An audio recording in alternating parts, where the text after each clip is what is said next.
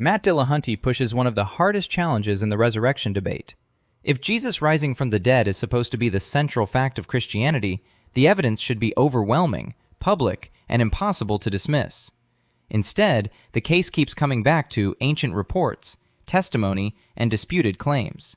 Like, subscribe, and let's get into it. If Christianity is true, then Jesus is God incarnate. And the only question then becomes, does God want us to have a rational, justified belief in the resurrection? And if so, then it seems undeniable that God could and should provide undisputable evidence of this. Even better than we have for this Nigerian resurrection. This should be like one of the most easily attestable facts of reality, because it's got to be the most important one. Paul starts off with, if Christ be not raised. And so how can this be the most important thing? And yet you and I are debating it. And by the way, what I'm getting ready to say is not a dig against you at all. You and I are debating it, and there hasn't been a single piece of physical evidence discussed at all in favor of this. It is, hey, we've heard these stories, and were there 500 who saw Jesus? Well, where's that story come from? What evidence do we have for that? And where's the testimony of those people? And how do we investigate it? Nothing about this.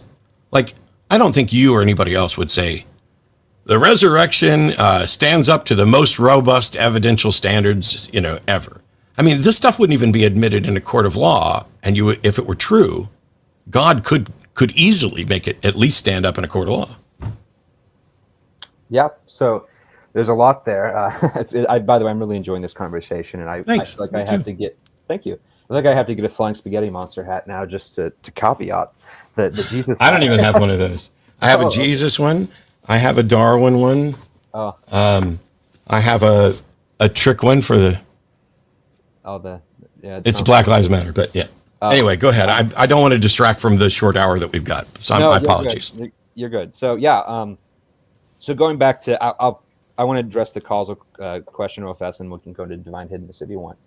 But so I think when we're talking about abductive reasoning and so forth, what I was trying to say earlier, and you were talking about the Higgs boson, is I don't think what people were saying is we have to show the Higgs boson exists to throw it out as a hypothesis. Now, you are correct that there is a model out there in which we have certain phenomenon that is observed and objective, and then we say, what is the best explanation for this phenomenon? So, when Isaac Newton was seeing apples fall from trees, they didn't necessarily have a mechanism to explain it at the time, but he proposes, hey, it's probably gravity, and here's all the reasons why. And of course, that becomes accepted science based on the data. So I think in the same way, it's the idea of saying, we know typically that blind people don't see, dead people don't raise, etc. And so this is itself unusual. We also know that, granted, there are arguments for the existence of God to varied probabilities. I'm not going to get into the whole theism versus atheism debate, but certainly there is at least some arguments for the existence of God. Whether or not one finds them convincing is a different question. But of course, it's not as if the notion of a God was never out there as a causal mechanism. And of course, most models of God have God as a creator who can in fact interact with the universe. And so one not even need to believe that, but at least know that's a commonly perceived belief in that case. And so when we look at the idea of, hey, this is a case of someone who shouldn't be able to do these things, and they are, and this happened in the context of someone praying to this alleged entity saying, God, could you please do this? Could you please do what is, from our perspective, otherwise impossible? Then that becomes a bit more interesting, because we don't know of any plausible natural mechanisms at the moment. If we do find some, that would be a better hypothesis. But we don't. But the fact that not just that we don't know, it's not just that we don't know, but the fact that we know not only have no natural plausible explanations, but that the context implies predictions which get you to some kind of agent. In this sense, we could predict that whatever caused this may have an invested interest in performing this miracle, that it has power to do this miracle that is perhaps contrary to law, etc. And I would also like to point out that we know that agents can in fact interact with the laws of nature. So typically laws of nature apply to closed systems. So if you lock money in a safe and walk away, you can, it's just not just going to vanish and dematerialize given the laws of nature. If you come back to the safe and it's gone, well, you're going to assume that some agent intervened and took it out of the safe for you. So if someone were to raise from the dead, I wouldn't just say, oh yes, this person, the laws of physics just stopped working in Africa for some reason. I would say it seems like somebody or something is monkeying around and messing around with something that humans can't normally do. So there's that. Now with divine hiddenness, because that's also a good point, and I know that you bring that up a lot. I would say that God does want everyone to be in a personal relationship with him. However, I don't know if that necessarily follows that everyone would need to believe in the resurrection of Jesus. So I think people could believe in the resurrection and likewise still not be in a relationship with Jesus. And I don't want to put words in Matt's mouth here, but I have heard him say, and I do have quotes of him saying that, yes, even if you could demonstrate God or the Christian God to me demonstrably, I still would not worship him. I would acknowledge that's a fact. Okay. Yeah. You're not putting words in my mouth. And for clarity, I know that I say some things that shock people, and yet I genuinely don't understand some of why some of this shocks people. Because all I'm saying is that there's a difference between accepting that something is true and accepting that something is good and worthy of your respect and admiration. And when I look at a world, if it turns out that the God of the Bible is true and real, that God's got a lot of explaining to do as to why someone like me could spend decades in sincere searching. And I don't care. I know there's going to be people in chat and other who are like, oh, you're not a sincere searcher. Bite me. Every time you pretend you know what goes on in my mind, you just ruin your side. Go ask God what you should say to me about whether or not I'm a sincere searcher. Because so far people have been failing. But it's one of those things where the notion of being expected to believe something without sufficient evidence and being judged for it is problematic. And I don't want to, this is not a dig against Caleb or anybody else, but in 2017, there was a study in Britain. 25% of Christians in Britain in 2017 did not believe the resurrection. That's not relevant to whether or not it happened, but it's talking about even within Christendom, there were people who didn't necessarily view the resurrection as something that was believable or required to believe, which kind of leverages off what Caleb is saying, that maybe God doesn't need you to believe the resurrection. That's not the version of Christianity that I was familiar with. It's not what I see from the Bible myself. I was a sincere believer for decades. That same study showed that 50% of all people surveyed didn't believe it, and that less than 50% believed in some sort of life after death. Now, okay, maybe Britain screwed up. But I also see, and I fully acknowledge at the outset, that the truth is not impacted in any way by the number of people who believe it or how strongly they do.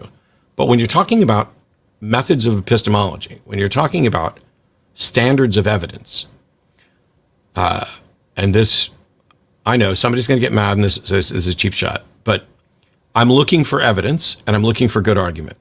I have yet to see reliable evidence.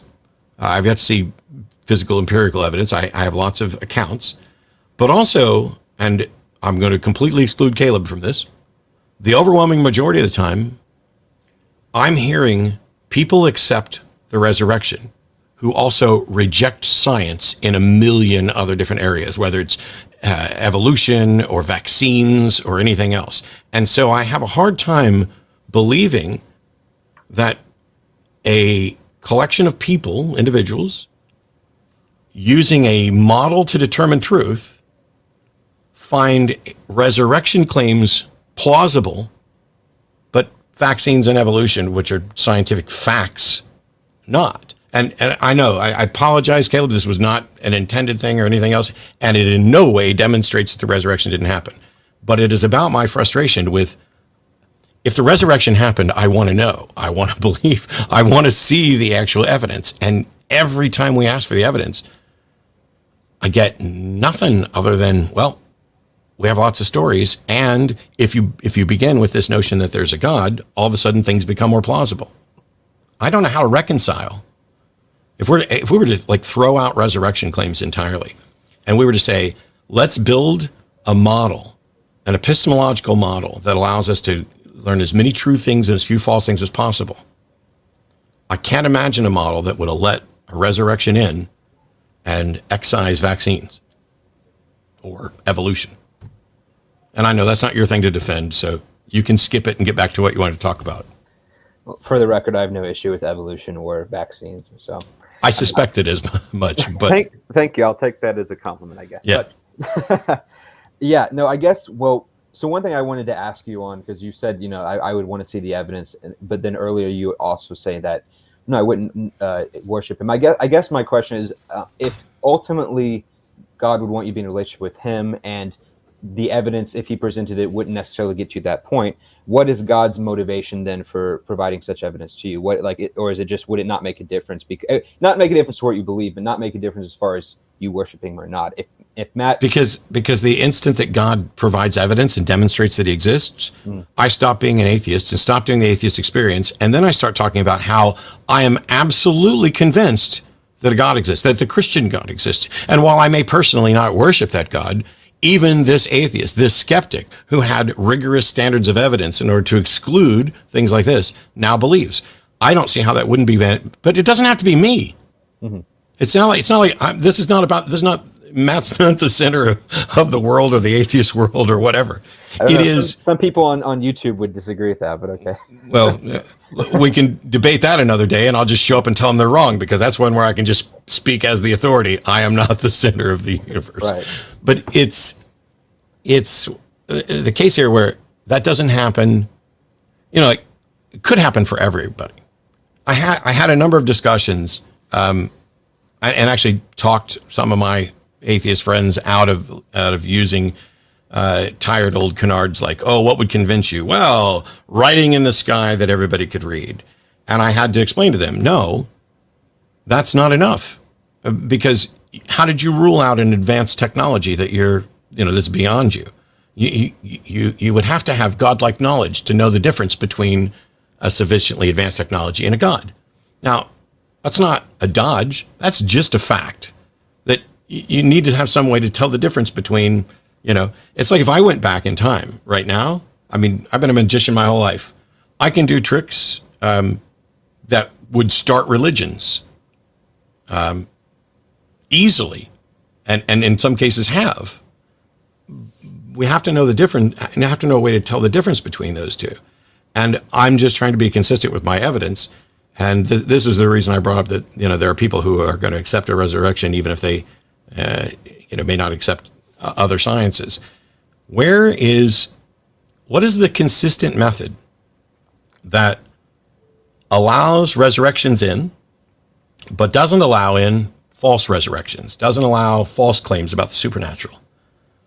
Because what you listed with criteria at the beginning, I agree that there were good examples of negative disqualifying, but not necessarily positive. Like, what rises to the level of sufficient evidence for a resurrection? Anything supernatural. I have no reason to think of anything supernatural. Like, I'd love for somebody to say, here, Mike Lacona tried to do this when we debated the resurrection. Right. Yeah, I saw that. Which was, we're going to talk about floating trash can lids and Ouija boards. And I get it. If somebody believes that stuff, all of a sudden that means there are more plausible explanations for this. But that's an internal plausibility. I'm not aware of any demonstration of anything supernatural ever. Mm-hmm.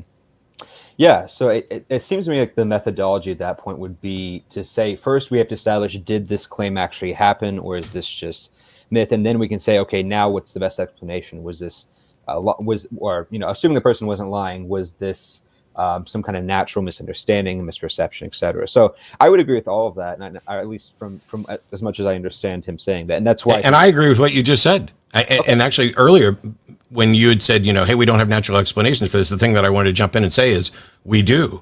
We absolutely have natural explanations for why people would claim supernatural things. What we don't have natural explanation for is the supernatural claims, if they were in fact to be demonstrated to be true.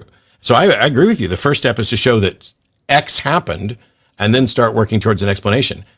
But I haven't seen any demonstration that X happened. And even with you, it's, well, there are reports of a resurrection, and if we take A, B, and C, well, that's consistent with that, and that makes it more likely. But where's the confirmation of anything, any resurrection? Yeah, but I get it. Right. No. Yeah. And I don't think we want to beat a dead horse, but it'd probably be resurrected anyway if we did. But yeah, that would be good. And by the way, wouldn't it? Yeah. Kudos. Thank you. Yeah. No, I had that joke pre-planned. I thought it was pretty funny. But anyway, thank you. So yeah, but I think that just depends on how many witnesses do we have? So I actually like how you brought up vaccines earlier, because this is a good point of saying, when I hear anti-vaxxers or even flat earthers or young earth creationists talk, they always have this conspiracy mindset of all these people are lying because, big pharma, there's lots of monetary motivation. And really, when we look at the scientific method, a lot of that is ultimately based on peer review and testimony. So we obviously aren't there to observe most of these studies. We are taking the word of these scientists who themselves who claim that their work was, these institutions claim that they did in fact review it and replicate the results, and et cetera. And I think we should. I'm not denying that we should. I'm just saying I think the point is, if you have enough testimony of a certain criteria, that can overcome any sufficiency. So, for example, when you first hear, not you specifically, but when people first hear things like quantum mechanics and Schrodinger's cat, it's a very extraordinary claim to say that, can something be causally probabilistic? Can it exist and not exist? That's not within our normal realm of experience.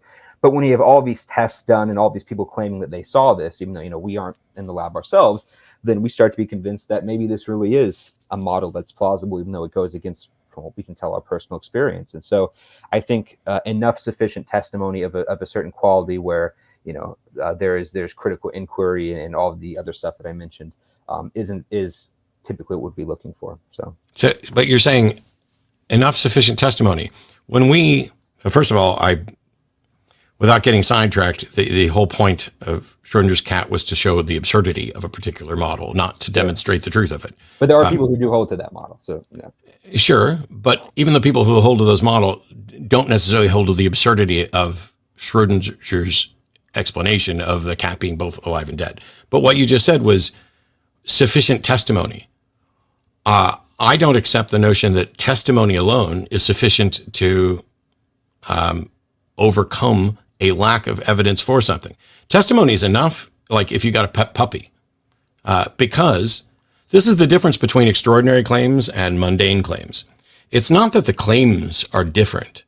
It is mundane claims have mountains of evidence that anybody and everybody's pretty much aware of and has easy access to, just so much so that the claim on its face is accepted. It's not accepted because someone made the claim. It's accepted because there's a mountain of evidence that already exists.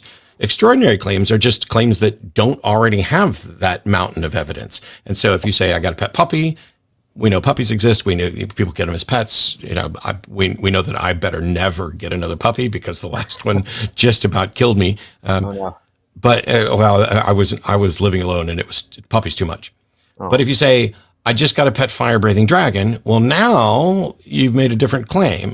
But if we lived in a world where fire-breathing dragons were actually supported by evidence in the same way puppies were, those claims would be equivalent. There's nothing about the claim that's extraordinary. It's about how consistent it is with this. And so with the facts of reality. And so if somebody says, hey, I won the lottery, that's different from, hey, someone won the lottery. And in both cases, if somebody said, hey, that guy was resurrected, and if somebody said somebody was resurrected, neither of those are consistent with facts of reality. And so for something that is wholly devoid of physical facts supporting it, that this is something that does happen, can happen, is even possible, how could testimony be sufficient? Wouldn't we need confirmation of physical evidence? Well, I guess as I'm thinking back, isn't testimony typically what we rely on when we read journal articles and so forth? I mean, granted, sometimes they have pictures of data, but of course you're trusting that these haven't been manipulated and so forth. So no, we're not. So what you're essentially arguing for is that everything is hearsay. No, I wouldn't say hearsay. Okay. Hearsay is more of a second, third hand. Sure. Then everything is secondhand to you. You heard it from someone, you read it from someone, so it becomes trusting the source. But the thing is, the fallacious appeal to authority is saying something is true because an authority said so. And within science, we don't say something is true because Neil deGrasse Tyson said so. We point to the reason Neil is saying so, the data that he's pointing to. That data, while you are hearing it from someone, and this is the rigorous and incredibly valuable aspect of science, is that data is available to everybody. The process by which that data was received is available to everybody. And replication of that data is not only desired, but something that you can actually do. It's not a single instance where you have to just be like, oh, here's what happened.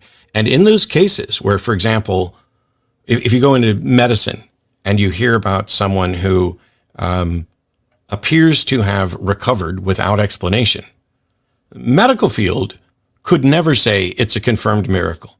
The medical field, well, I won't say could never, because maybe someday we'll have a way to show supernatural causation. Right now, we don't.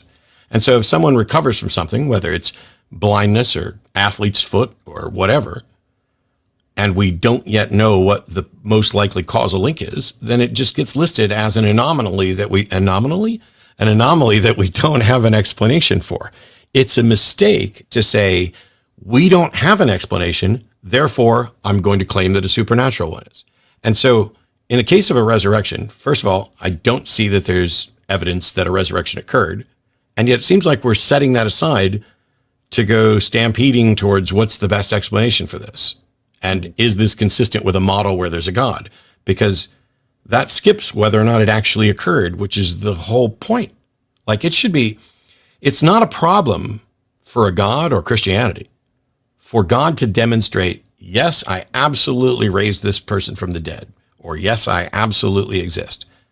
There's nothing about that is problematic with the model. As a matter of fact, for most Christians, they believe, all right, well, maybe not most. For good, do you believe there's a Satan? Yes. Okay. So for Christians like Caleb, who think there's a Satan, has Satan been in God's presence? Yes. Yeah. And Satan fully understands God's power and position as creator of the universe, and that he will in fact lose. Maybe he might arrogantly suspect that he can do something, but sure, right. It would be absurd for Satan to say, I don't believe God exists. Mm-hmm. Yeah. And what reason, like the best example the best explanations I've heard for God not revealing this to people is like, oh, well, if God told you, then he'd be violating your free will. No, he doesn't. That doesn't violate my free will at all. I can absolutely know there's a king and not be willing to serve that king or to stand up and revolt against that king. And so what reason could we come up with and for God to not be straightforward about this? And at a minimum, shouldn't God be giving that reason to say, hey, I'm here, there's stuff I'd tell you, but it would break reality? This is the end of the video, and I think this is where the Christian argument runs into a pretty basic problem. We're talking about the resurrection of Jesus, supposedly one of the biggest events to ever happen, and somehow the evidence gets weaker the closer you look at it. We don't have Jesus. We don't have a body that came back to life. We don't have a resurrection we can examine. We have ancient accounts telling us that something happened, and then we're being asked to make the biggest possible leap from those accounts.